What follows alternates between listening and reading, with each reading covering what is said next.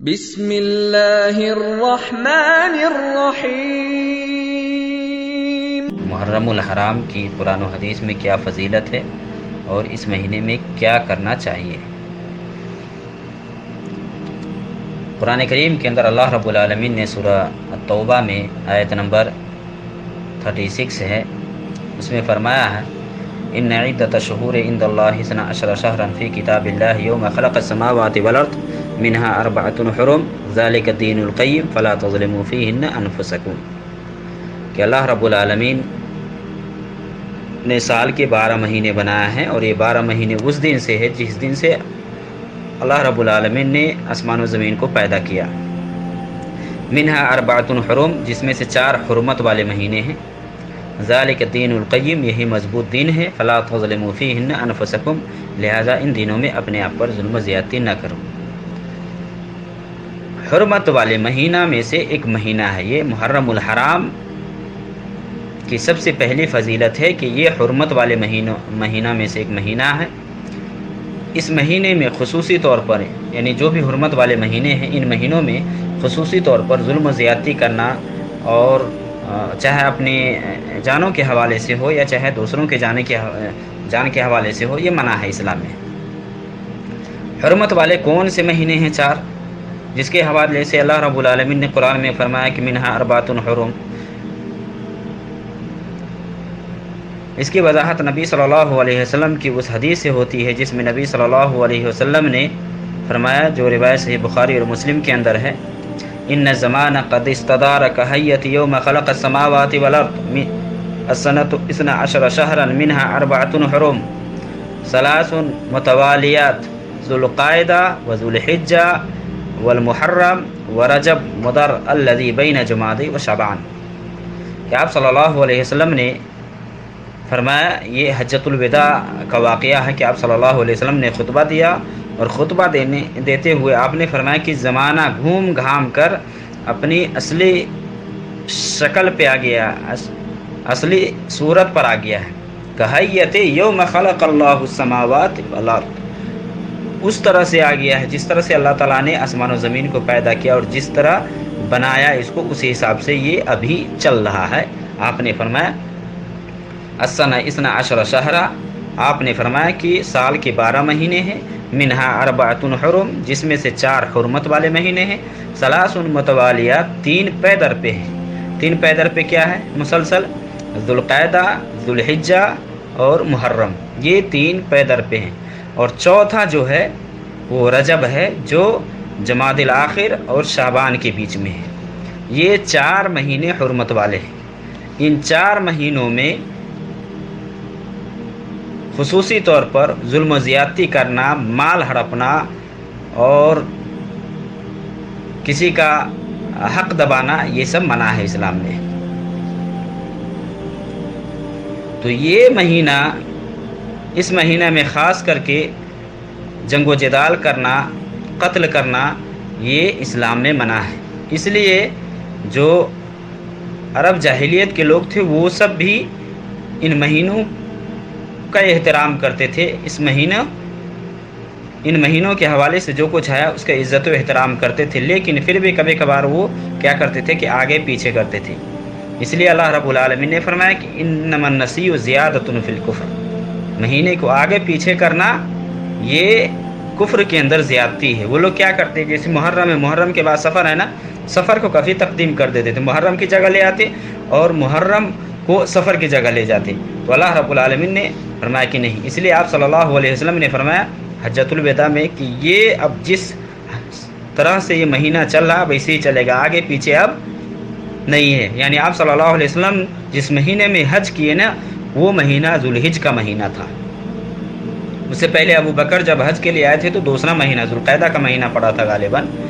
تو اللہ کے نبی صلی اللہ علیہ وسلم کہے کہ اب حج یہ ذوالحج میں ہوگا، اور اسی حساب سے یہ مہینہ جس حساب سے ابھی چل رہا ہے اسی حساب سے اب رہے گا، کوئی آگے پیچھے نہیں کرے گا۔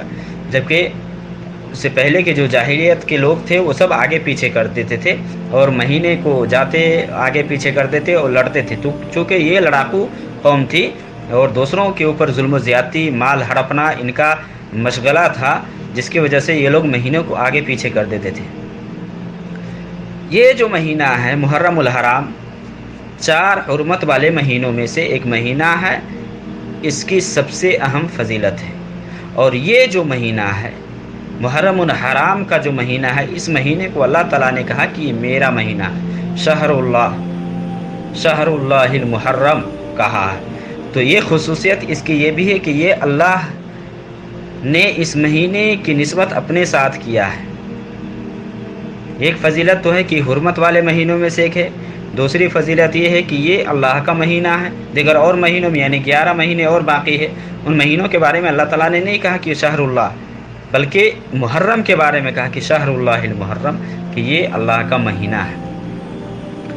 اس مہینہ میں یہی فضیلت ثابت ہے کہ حرمت والے مہینوں میں سے اس مہینے میں جنگ و جدال کرنا، کسی کے اوپر ظلم و زیادتی کرنا، چاہے کوئی اپنی جان پہ بھی ظلم و زیادتی کرتا تھا، یہ اسلام میں منع ہے۔ اس مہینے کے اندر ایک اور عمل ہے جس کی فضیلت ہے، وہ ہے روزہ۔ روزہ کب ہے؟ نبی صلی اللہ علیہ وسلم کی حدیث ہے کہ افضل الصیام بعد رمضان شہر اللہ المحرم، شہر اللہ المحرم، اور یہ روایت صحیح مسلم میں ہے۔ آپ صلی اللہ علیہ وسلم نے فرمایا کہ افضل الصیام بعد رمضان شہر اللہ المحرم، رمضان کے بعد سب سے بہتر روزہ یہ محرم الحرام، یا سب سے افضل روزہ یہ محرم الحرام کا روزہ۔ اور یہ روزہ اللہ کے نبی صلی اللہ علیہ وسلم مکہ سے مدینہ ہجرت کرنے سے پہلے بھی مکہ میں رکھا کرتے تھے، لیکن آپ صلی اللہ علیہ وسلم اس کی طرف رغبت نہیں دلاتے تھے۔ اور اس مہینے کے حوالے سے یہ بھی ہے کہ پہلے چونکہ یہ روزہ فرض تھا، لیکن جب رمضان کی روزے کی فرضیت اللہ رب العالمین نے نازل فرمایا تو محرم کے بارے میں آپ صلی اللہ علیہ وسلم نے فرمایا کہ جو رکھنا چاہے وہ رکھے، جو چھوڑنا چاہے وہ چھوڑ دے۔ جیسے کہ صحیح بخاری اور مسلم کے اندر حضرت عائشہ رضی اللہ تعالی عنہا کی حدیث ہے کہ یوم عاشورہ کو قریش کے لوگ بھی روزہ رکھتے تھے اور نبی صلی اللہ علیہ وسلم بھی روزہ رکھتے تھے۔ فلما قدم المدینہ صامہ وامر الناس بصیامہ، کہ اللہ کے نبی صلی اللہ علیہ وسلم جب مکہ سے ہجرت کر کے مدینہ گئے تو آپ صلی اللہ علیہ وسلم نے روزہ رکھا اور لوگوں کو بھی روزہ رکھنے کا حکم دیا۔ لیکن جب رمضان کے روزے کی فضیلت نازل ہو گئی تو آپ صلی اللہ علیہ وسلم نے یہ کہا کہ جو رکھنا چاہے فمن شاء صامہ من شاء افطر، جو رکھنا چاہے وہ رکھے، جو چھوڑنا چاہے وہ چھوڑ دے۔ اور یہ یوم عاشورہ کے روزے کی فضیلت کے حوالے سے کہ اللہ کے نبی صلی اللہ علیہ وسلم سے جو حدیث ثابت ہے کہ اللہ کے نبی صلی اللہ علیہ وسلم جب مدینہ ہجرت کر کے پہنچے تو وہاں کے یہودیوں کو آپ نے دیکھا عاشورہ کے دن روزہ رکھتے ہوئے، فسألوا عن ذلك، آپ صلی اللہ علیہ وسلم اس کے بارے میں پوچھا کہ کیوں تم لوگ روزہ رکھتے ہو، کیا وجہ ہے؟ تو ان لوگوں نے کہا کہ یہ وہ دن ہے جس دن اللہ رب العالمین نے موسیٰ علیہ السلام اور اس کے ماننے والوں کو فرعونیوں سے نجات دیا، جس کی وجہ سے موسیٰ علیہ السلام نے شکرانے میں روزہ رکھا، لہذا ہم بھی روزہ رکھتے۔ تو آپ صلی اللہ علیہ وسلم نے فرمایا نحن اولی بموسیٰ منکم فامر بصیامہ، نبی صلی اللہ علیہ وسلم کی یہ حدیث صحیح بخاری اور مسلم کے اندر ہے کہ آپ صلی اللہ علیہ وسلم نے یہ فرمایا کہ ہم موسیٰ کے زیادہ قریب ہیں، نحن اولی بموسیٰ منکم، کہ تم لوگوں سے زیادہ حقدار ہم موسیٰ کے ہیں۔ تو آپ صلی اللہ علیہ وسلم نے روزہ رکھا اور روزہ رکھنے کا حکم بھی دیا۔ تو محرم کا روزہ یہ افضل روزہ مانا گیا ہے، اور 10ویں تاریخ کو، جس کے حوالے سے آپ صلی اللہ علیہ وسلم نے فرمایا کہ احتسب علی اللہ ان یکفر السنۃ التی قبلہ، کہ میں امید کرتا ہوں کہ محرم کے عاشورہ کا جو ایک روزہ ہے اس کے روزے سے اللہ رب العالمین پچھلے 1 سال کے گناہ معاف فرماتا ہے۔ تو یہ روزے کی فضیلت ہے یوم عاشورہ کے، یعنی 10ویں تاریخ کے اگر ایک روزہ رکھتا ہے تو پچھلے 1 سال کا گناہ معاف ہوتا ہے۔ آپ صلی اللہ علیہ وسلم سے کہا گیا کہ اللہ کے نبی صلی اللہ علیہ وسلم اس دن تو یہودی بھی روزہ رکھتے، تو آپ صلی اللہ علیہ وسلم نے اس کی مخالفت میں یہ فرمایا کہ اگر میں آئندہ سال باقی رہا تو میں 9 کو بھی روزہ رکھوں گا۔ آپ صلی اللہ علیہ وسلم نے یہ فرمایا کہ یہودیوں کی مخالفت میں میں 9 کو روزہ رکھوں گا، لیکن چونکہ آئندہ سال آنے سے پہلے آپ صلی اللہ علیہ وسلم اس دنیا سے چلے گئے، تو آپ صلی اللہ علیہ وسلم نے یہ فرمایا تھا کہ اگر آئندہ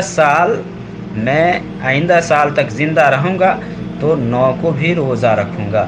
یہ آپ صلی اللہ علیہ وسلم کی حدیث ہے۔ گویا کہ 9 کو روزہ رکھنا یہودیوں کی مخالفت میں اور 10 میں تو ثابت ہے، چونکہ یہودی صرف ایک دن روزہ رکھتے ہیں۔ آپ صلی اللہ علیہ وسلم نے فرمایا بہت ساری حدیثوں میں ہے کہ یہودی اور نصرانی کی مخالفت کرو، یہودیوں کے اور نصرانیوں کی مخالفت کرو، خالف الیہود والنصارى۔ تو اللہ کے نبی صلی اللہ علیہ وسلم اس کی مخالفت میں فرمایا کہ ہم 9 کو بھی روزہ رکھیں گے، تو 9 کو روزہ رکھنا بھی یہ ثابت ہے۔ تو یوم عاشورہ کے دن یا چاہے 9 کو رکھے، 10 کو رکھے، یا 10 یا 11 کو رکھے، یا بعض علماء کے حساب سے 9، 10، 11 یہ 3 روزے یہ افضل مانے گئے ہیں بعض علماء کی بقول۔ تو اگر کوئی اس حساب سے رکھنا چاہے تو جائز ہے۔ اس مہینے کی فضیلت، یہ حرمت والے مہینوں میں سے ایک مہینہ ہے۔ اس مہینے کو اللہ نے اپنی طرف منسوب کیا ہے کہ یہ میرا مہینہ ہے۔ اور تیسری فضیلت اس مہینے کے حوالے سے کہ اس مہینے میں ظلم و زیادتی منع ہے، اپنوں اوپر بھی اور غیروں کے اوپر بھی، اپنے اوپر بھی ظلم و زیادتی کرنا منع ہے اور غیروں کے اوپر بھی منع ہے۔ اور چوتھی فضیلت اس مہینے کے حوالے سے کہ یوم عاشورہ کا اگر کوئی روزہ رکھتا ہے تو 1 سال کا گناہ معاف ہوتا ہے۔